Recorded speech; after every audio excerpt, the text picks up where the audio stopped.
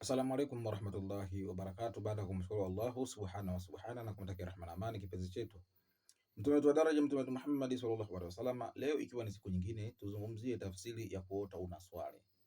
Ukaota unaswali suratul dhuhri, yani ukaota unaswali adhuhuri.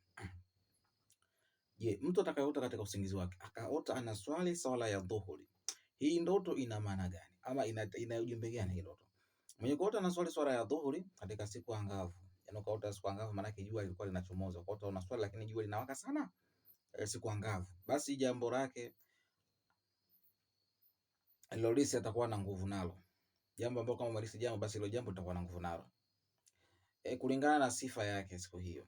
Na ikiwa umeota ndoto hiyo siku za mawingu, yani ukaota umeswali katika swala ya dhuhuri lakini siku hiyo ni siku ya mawingu, mawingu yale kama mazito sana, ni wingu limekuwa zito sana, limekuwa jeusi mazito sana, hakika yeye atapewa dhamana ya kubeba mambo mazito. Hakika wewe utapewa dhamana ya kubeba mambo mazito. Ndio hiyo tafsiri ya kuota swala ya dhuhuri. Assalamu alaikum warahmatullahi wabarakatuh.